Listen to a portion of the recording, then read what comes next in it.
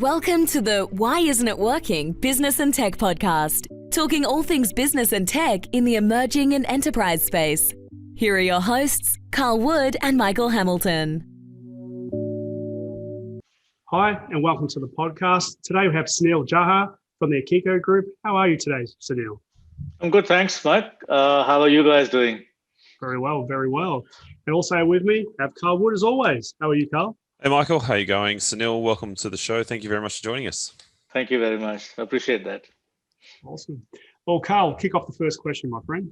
Absolutely. So, Sunil, 30 years in the industry, probably more than 30 years now. I mean, you've been running across everything from the technology sector, sales, marketing, ops, BDM, consulting. So, tell us a little bit about your journey. And just remember, we've only got an hour for this podcast. I know you've got a very rich history, but we might have to ask you to condense it a little bit as well. No, I can try and keep it as condensed as possible. Look, thanks a lot. 35 plus years. I started in early 80s back in India. And of course, started off as a junior programmer and became a project manager with a large construction company. And then the bug hit me and I decided to set up my own business. The good thing was that in India at that time, there were not many software development and consulting firms. So I saw that in 6 months' time, the business was starting to grow and there were more people in the business. And that led to me then changing some of the direction of the business from just pure software development like apps, financial accounting and payroll. We decided to go to customers and say, hey, we can do financial accounting and payroll for you, but how about we tie you in with us for inventory and cost control and all the other modules, which today is called ERP. Okay, so that was pre-95 when I started that concept back in India. And I think that's what gave a big boost to the business. And 98, I exited from the business, came to Australia in 99. And of course, worked for two of the largest SIs in Australia. One of them was Aspect Computing, which then got sold to CAS Computing and then got sold to Telstra, and then it's dissipated basically. So in 2002, decided to set up my own business in Australia. This time I decided to go against the grain of technology. So I moved one step above technology, which is processes. So I saw a big gap in the marketplace where I saw that companies were moving forward with new technology, but they were still using the same old processes in their businesses, which it was counterproductive for them basically. So I started building processes in their businesses, workflow processes, workflow automation and everything else, and then bringing the technology in to help them, the people and the processes basically. That business again grew. We set up an office in India in 2005, set up an office in Philippines in 2009, and suddenly from one person, the business was about 150 people across 3 countries. Got a good exit in 2015. And since then, of course, I've been consulting more with companies that are looking at market entry in the region, or companies in Australia who are looking at finding the right market segmentation for themselves in business growth. So that's a brief background about me and my life. Well, certainly very illustrious career, Sunil. And now, obviously, some of the work that you're doing here is much more on the senior consulting level. But stepping back a little bit in time, you were saying before, India didn't always have that powerhouse when it came to sort of, the global service providers. That's been a fairly recent and rapid rise. So what do you think you attribute the success there to? Is it a cultural component? Is it a work ethic? Why do you think that's been such a large shift to a lot of the larger service providers that are based out of India now? So India was very quick in adopting technology. Okay, and when I say technology, I'm talking about IT. So in 1982, when I did a computer course, there were not many people who were doing computer courses at the time. And it also was that in 1977, the populist government had come into India, and their their mantra was to throw everything which was foreign out of the country. So IBM got thrown out, and a lot of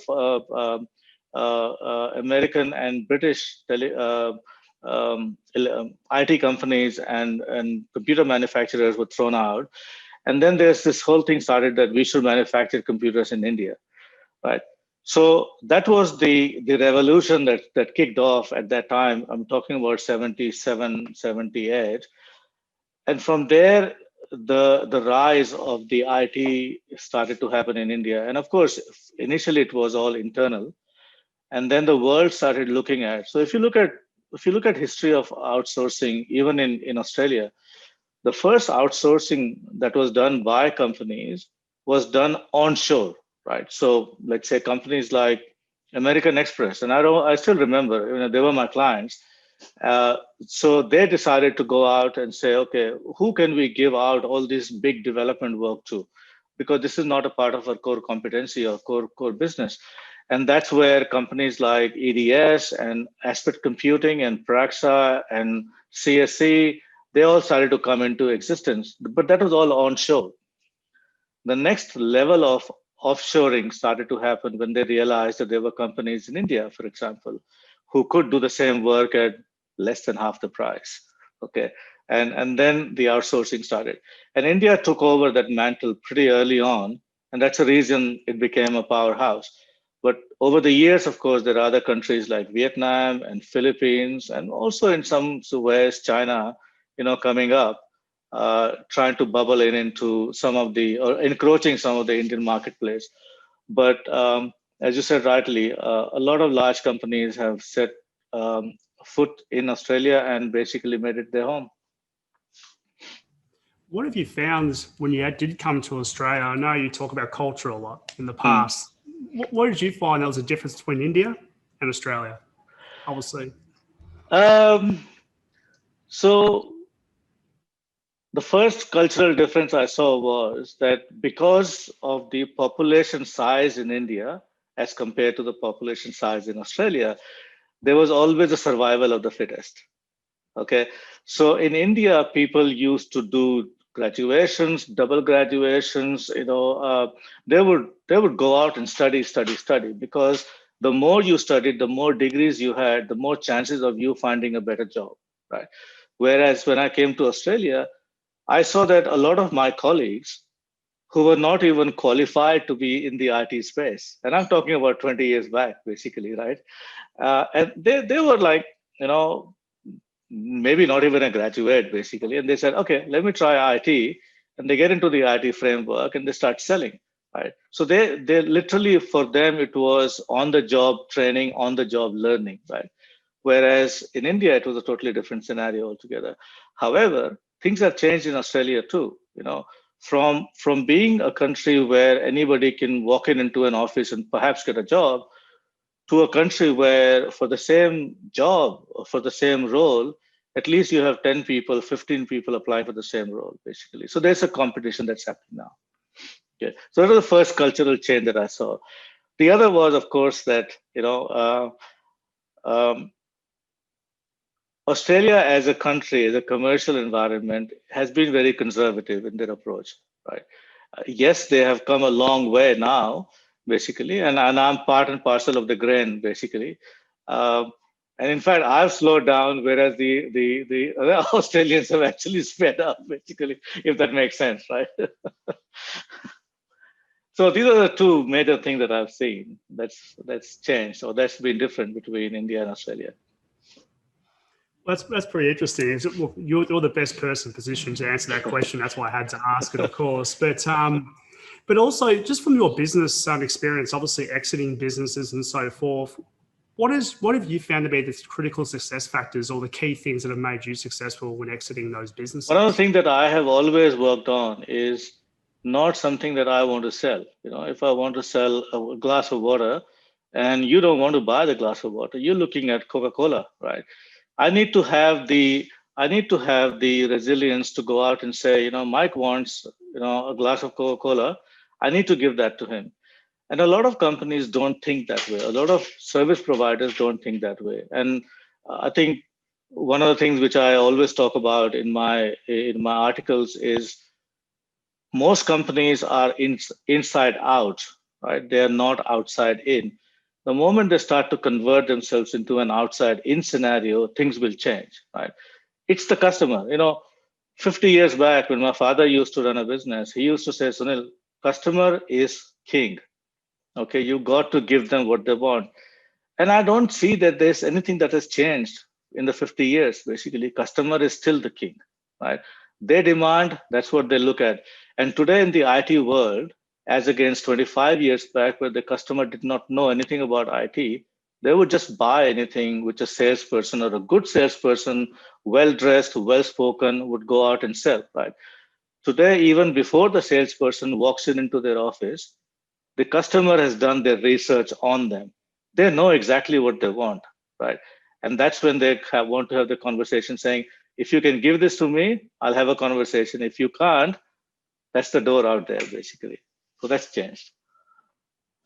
Have you think, I mean, one of the big things as well, Sunil, obviously you've started a lot of, business ventures and a lot of that's probably been bootstrapped as well. There's a lot more capital that's now invested in this market. It seems to be much more higher paced. Do you think a lot of it is kind of, here today, gone tomorrow compared to, I guess the business that you've built in the past?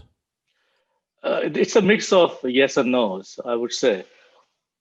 Some companies are still being created, and yes, they have got investments coming in based on, of course, how big they want to be. They still continue. I mean, but a lot of companies start because they want to just exit in 3 years' time or 5 years' time. Okay, bootstrapping is something which Michael knows. Some companies that you and I have worked with, basically, they've also bootstrapped themselves, but I think the issue over here is about what is it that you are looking at creating in a business framework.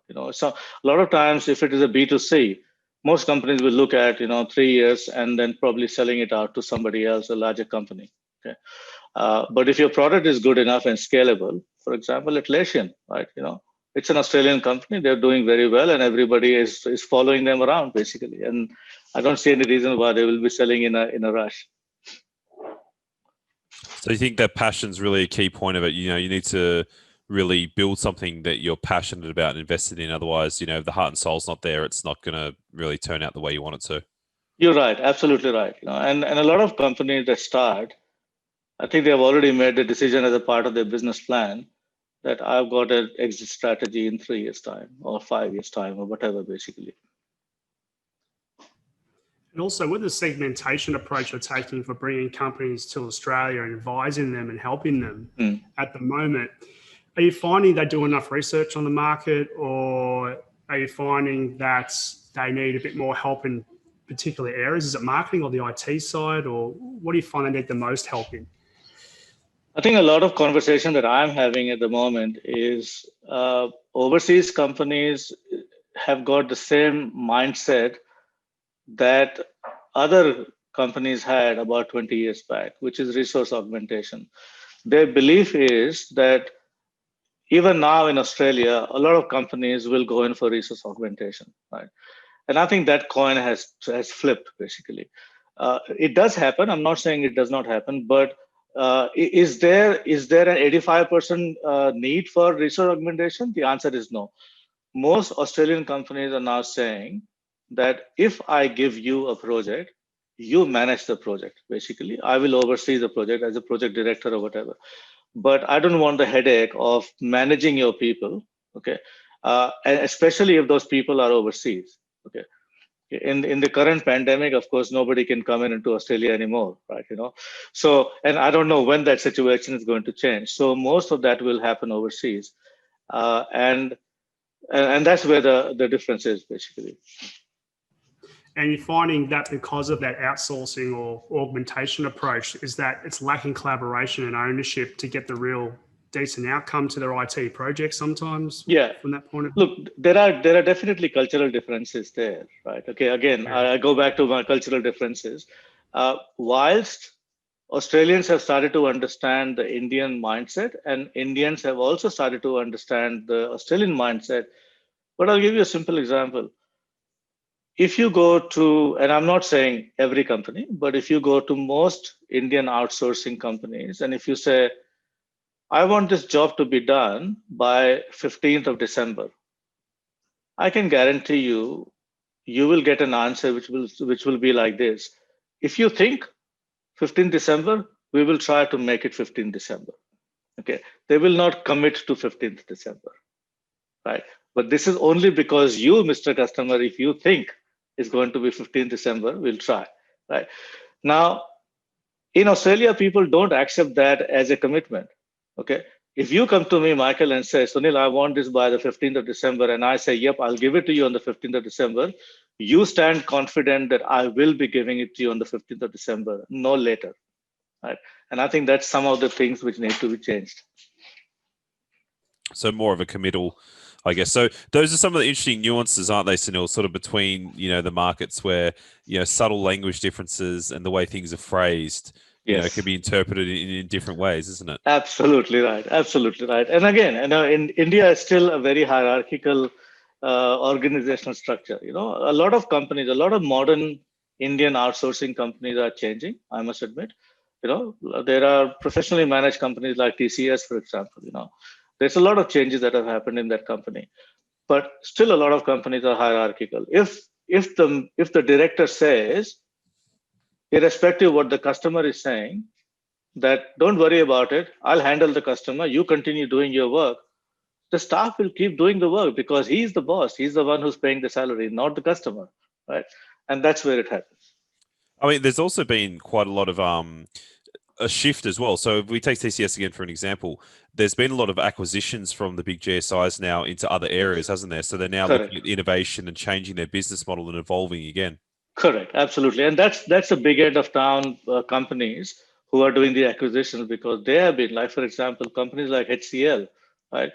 I know recently they bought Lotus Notes, basically Domino's from IBM. Okay, and they spent a whopping, I think, $50 million, something like that, basically. So they have the money, they've got the desire to go out and acquire companies, and which is what they're doing. But that also, as you said, that also gives them a good mix of new culture coming in and new processes, basically. That kind of leads me to the next question. Obviously, technology adoption. Do we go to the global integrators, or should Australians or ANZ region be adopters of overseas technology and bring it into the country and not innovate? I know that's been a big debate recently. It's a good one. But what's your thoughts on that? And you've been around long enough, and I'd love to hear, what do you reckon about that thought? I am as much an Australian as you are, basically, right? So I would like this country to grow, and I would like this country to innovate internally rather than actually depend upon other countries. And I think the current pandemic has taught us a lot, basically, as to why we should be doing things internally. Yes, there should be some dependency on overseas countries like India, Philippines, or whatever. But again, one of the things that I've always talked about in the past is that we should always focus on where our core competencies are. Like, for example, a bank, right? Banks, 25 years back, banks were doing all kinds of development activities internally, even the websites and everything else they were doing internally. Then they realized, this is not my core activity. Why am I investing so much of money on internal resources? So they started doing only the critical part of it, and they started focusing on their core competencies. That's what should be done. But innovation, I think, is something that must happen in Australia. We have the brains and we have the will to go out and do it. It's just finding the right kind of attitude to go and do it. And I think that's happening. We are seeing good examples of innovation happening within Australia, and I don't see any reason why it should not continue. Is there any particular areas that should improve? Is it more of a government conversation? Is it more about private investment? What do you think it could improve at the moment? Well, policy decisions definitely will help, basically, right? So whether we involve the governments into it or the councils into it, as long as there is a policy decision to go out and do it, and perhaps some kind of I don't know, even an incentive from their side that, okay, if there's going to be innovation, we'll do, like for example, New South Wales government gives grants to companies who are innovating new products or services, and I think that's something which is also motivating a lot of companies to go out and generate great ideas and convert them into products and services and apps and whatever else, basically. So something similar to that will do. But on the other end, of course, if there were private investors who were willing and who would not take as long time to go out and commit, that's the other thing. Um, I've seen conversations happen in the US, right? Especially, and I'm not talking about in corporate business conference rooms. I'm talking about in Starbucks. Okay, I can hear 3 different conversations happening in Starbucks when I was there in San Francisco, and somebody is pitching their business plan to somebody else. Okay, and within half an hour, those people are saying, "Okay, I'm putting $5 million or I'm putting $500,000 on your business," and the conversation is over. Right? Once again, I'm not saying that it is not happening in Australia. It is starting to happen now. But if I compare it to 10 years back or 15 years back, the conversations would drag on and on and on, basically. And that is, it's not a derogatory statement, but somehow the culture, which was very conservative, held people back from taking the risk of investing. Okay, that was not very bullish, but I'm seeing that a lot of people are coming up. I was actually reading about some companies who are very aggressive in the investment space, basically in mergers and acquisitions. So I think a combination of both would be actually a very good thing. And do you think that, like you mentioned, I guess, is it a case of like being, in the past more conservative is sort of that behavior is harder to snap out of? So, it's a very different thing for you to say, okay, give me a pitch and then bang, away we go. Whereas, I mean, it's not just, in the Indian markets, but also if we look at America, there's a lot of capital which is invested rather quickly as well, isn't there? So, yeah, correct. And we've seen a lot of really good startups also start to move towards those markets for funding because, a lot of them can't survive for that 3-6 month period for another funds injection and holding onto their current staff, haven't we? Yeah, absolutely. The only reason why Australia has remained conservative, it's a good and a bad thing, basically, is because number one, it does not have any physical borders to any other country. Number two, Australia was always self-sustained for many years. Manufacturing, dairy, farming, everything was over here, basically. So they did not have the need or the desire to go out to any other country for any kind of assistance. Right? The moment they opened those borders out, China, India, Philippines, everybody came in, rushed in, basically, and started to take things out.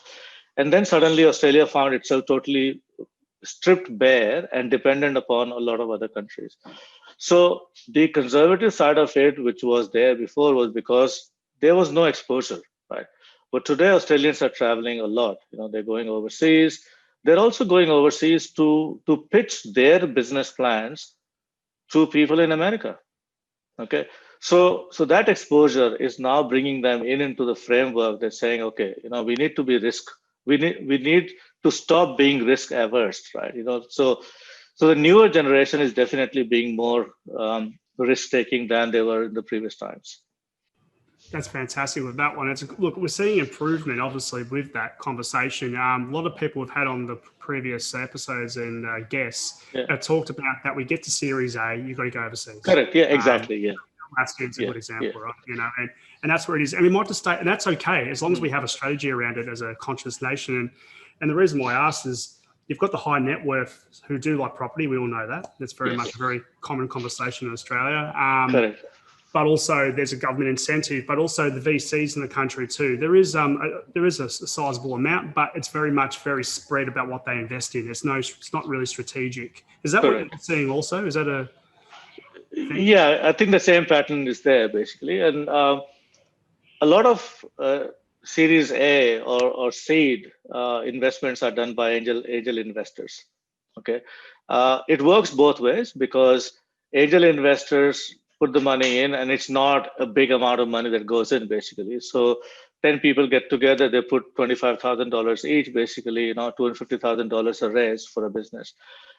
Businesses like angel investors also, because angel investors are not overbearing on their business and the business plan and the functioning of the business, right? The moment you go to a level where higher, basically at the VC level, then of course you got to shell out a lot of your equity. You got to have them come in and direct you, and it could go straight or it could go pear-shaped, basically. And a lot of entrepreneurs are actually wary of bringing investors in the venture capital space in, for the same reason as I said, because they are afraid that somebody will take over their business.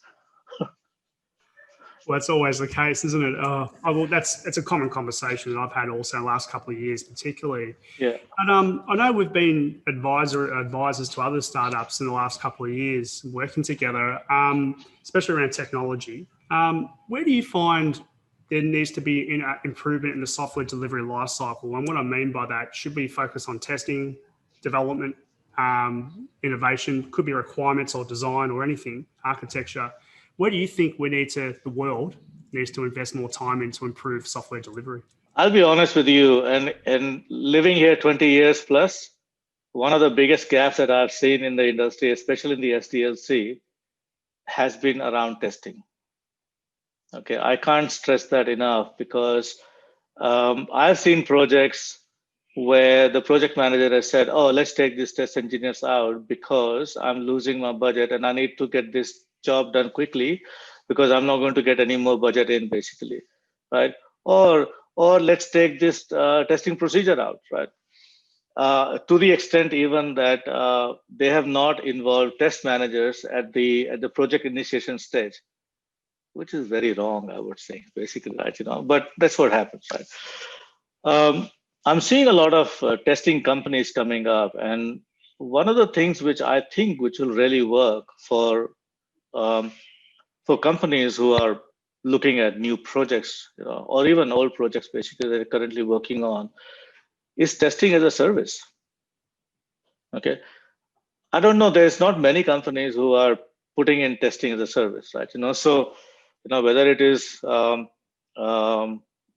it called, SIT, or it is UAT, or it is regression testing, or anything in between, basically. Previously, of course, and even now, a lot of companies, first you got to write test cases, and then of course, then you got to test them out, right? And of course, there are automated tools available. But if there was somebody who could go out and say, okay, you want regression testing, you can use this for 15 days, go out and do it. It's going to cost you, I don't know, $150 or whatever. It's sitting on the cloud, boom, out, basically, right? There are some companies that I'm aware of who are starting to write test cases, but for specific applications like Oracle EBS or Oracle Fusion or whatever, and it sits on a platform. The test cases are there, and it literally runs through there and tells you where the flags are, right? Or if it passes through, and of course, you can actually put the program into production. But that's one area where testing has always been, in my view, the adopted child that nobody wanted, basically.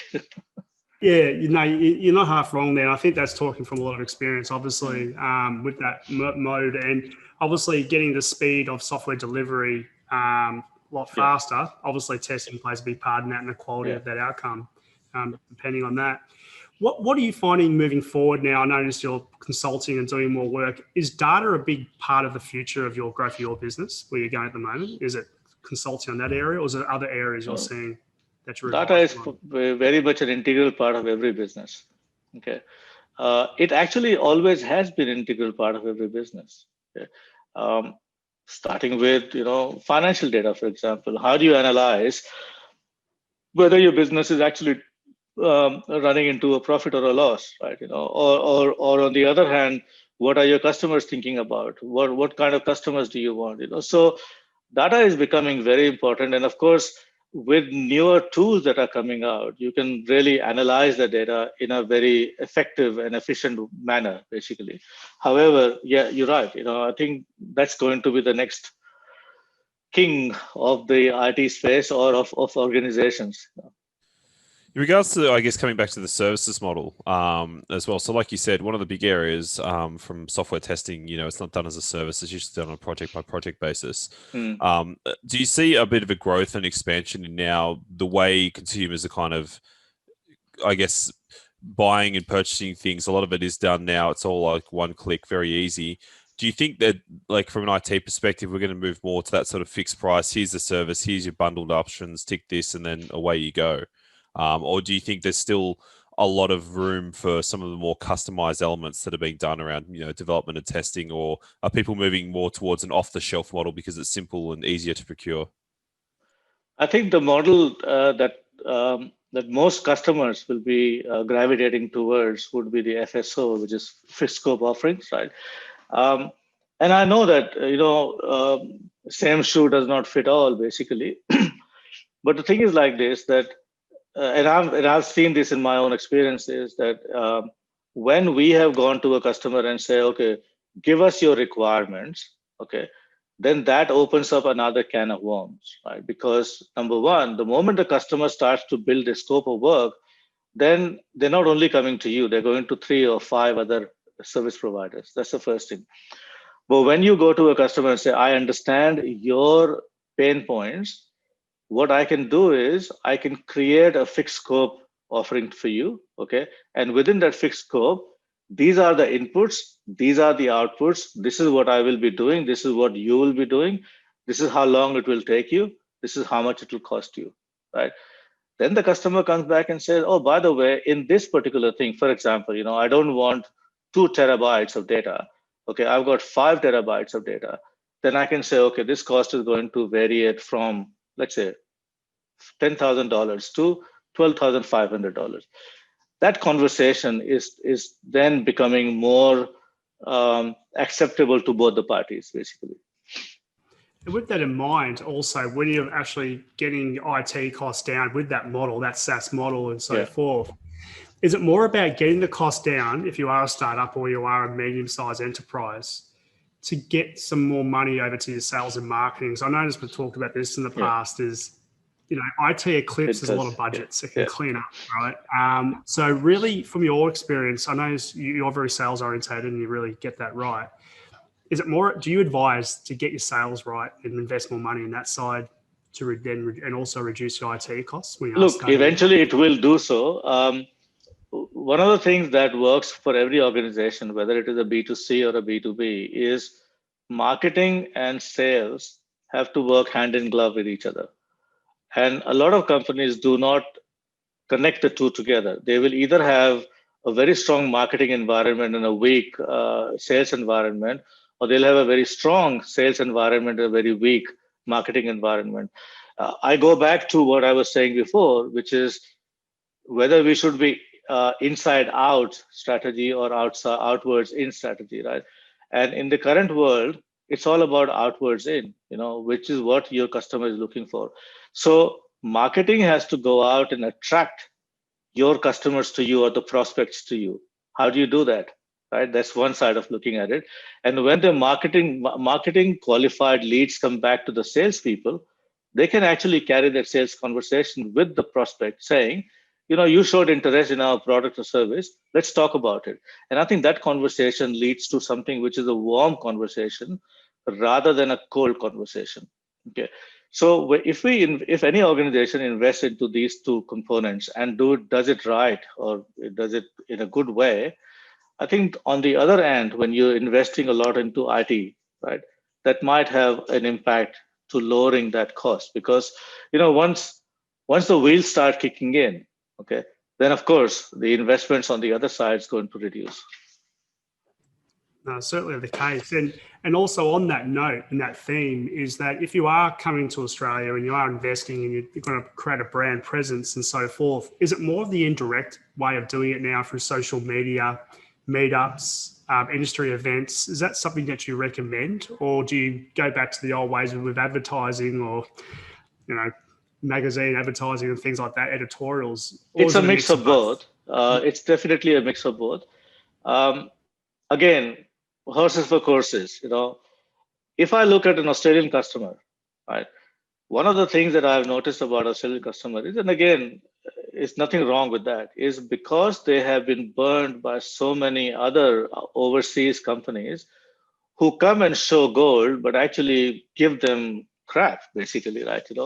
So they have become absolutely like, okay, I don't want to talk to you. I don't want to talk to you. I don't want to talk to you. So unless and until you are in their face at least 5 or 6 times, they will not even talk to you, right? Now, for that, you need to at least A, have local presence, and B, have somebody who knows how to be patient with the prospect. Okay. So it's a long sales cycle. Right? It's not some of those conversations that you can have in the US where you go into a customer site and you say, you know what, hey, I'll give you 10% discount if you buy today, right? And the guy says, 10% discount, make it 15. All right, done. It's a deal. So yeah, the conversations have to be different, basically. Yeah, I don't know if I addressed that question or not, but I got distracted there. Sidetracked. Oh, not at all. No.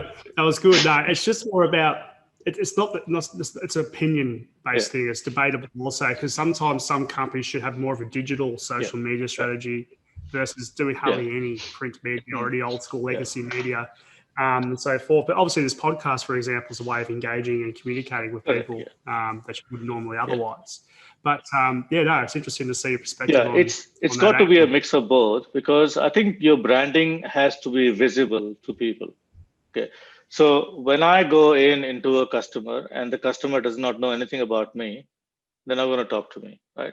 But when I'm making a lot of noise on LinkedIn and giving some putting out some posts and everything else, and I'm also talking to the prospect, they're seeing that activity. And I have noticed that Australians have adopted LinkedIn like second nature, basically, right? So a lot of Australian companies and Australian professionals actually are glued to LinkedIn in more ways than anybody would be on Facebook, for example, in countries like Philippines or even where was that country? Oh yeah, a lot of professional people and companies in Fiji are on Facebook and not on LinkedIn.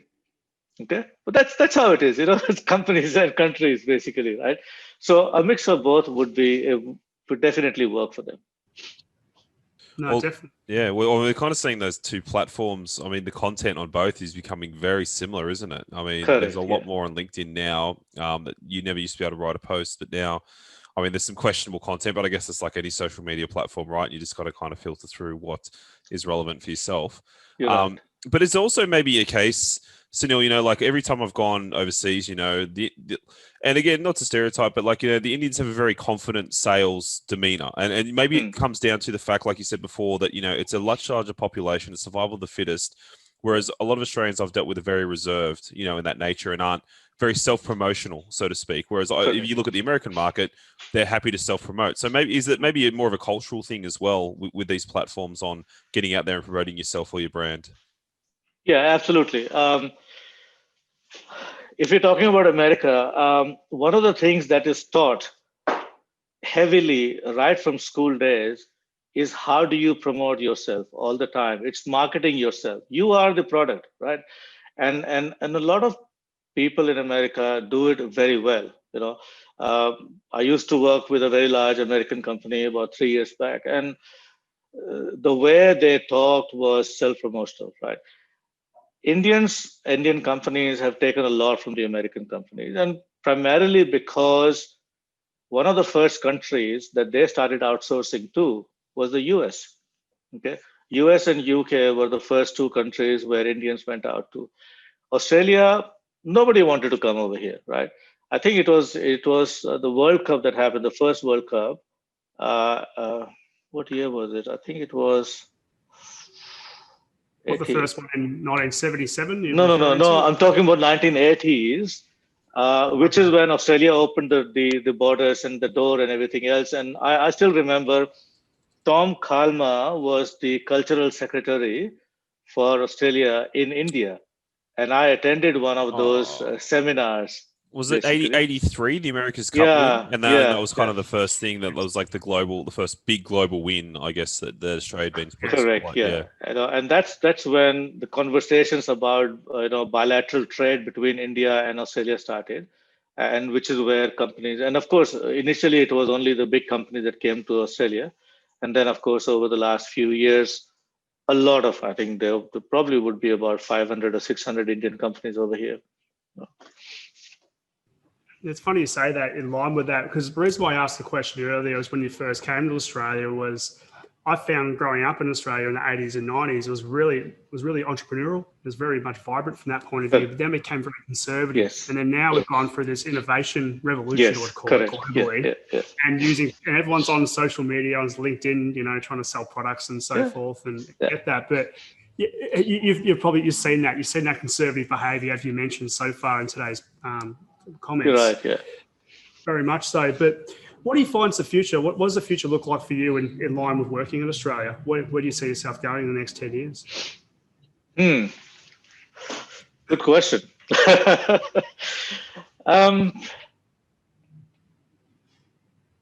One of the things that I like about Australia is it's one of the safest countries to live in. Okay. Having lived in India where we had terrorism, having traveled US where there was always racism. When I started living over here, that was one of the countries that I felt most comfortable with. Okay.